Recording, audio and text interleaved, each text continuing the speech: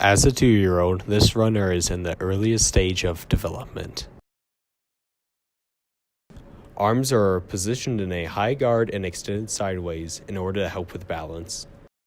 Also near the end, there is some work in opposition to the legs, but for the most part, there is none. Concerning leg action, the entire foot strikes the ground. They stay near the ground and there are short strides for better balance. The support phase is very short, and this can be seen in the video. The foot strikes with the full sole for support, and the runner is incapable of projecting the body forward because the thrust or support leg isn't used properly. The runner exhibits no flight phase because there is never a time in which both feet are off the ground. The recovery phase is also underdeveloped due to a couple things. There's little to no knee flexion, and the heel does not come close to the buttocks. Also, there's little hip flexion.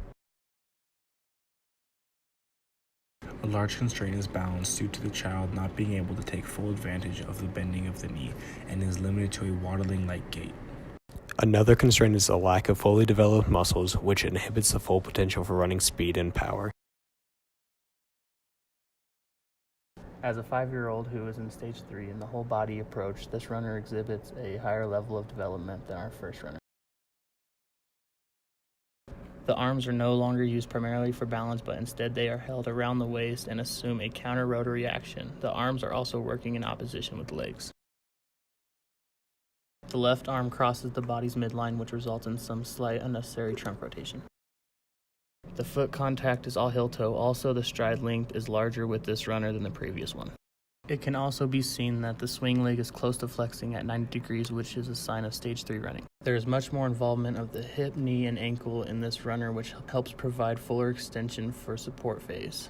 From this still shot, you can see the flight phase where the runner is in the air with both feet off the ground. In this runner's recovery phase, the knee and thigh are swung forward, but nowhere close to the parallel to the ground. Also, the foot of his recovery leg does not get very close to the buttocks.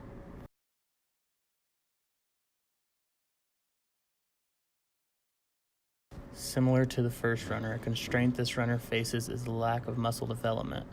There is enough strength for the flight phase, but not enough for proper form and power. As a 19-year-old, this runner has been in the most developed stage of running for many years.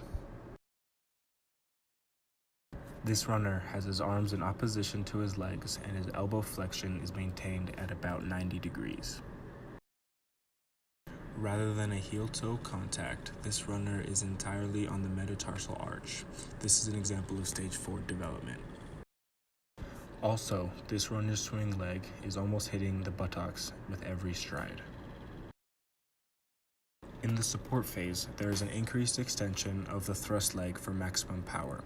His hip, ankle, and knee all help with this. Similar to stage 3, this runner also has a clear flight phase where he is entirely in the air. However, he is in the air for much longer than stage 3. In his recovery phase, the knee and thigh are swung forward until his thigh is almost parallel to the ground. Also, when airborne, the knee of the forward leg is extended, which results in more power. There seems to be no constraints on this runner. He has proper clothing and footwear and does not have any external loads to hinder his performance.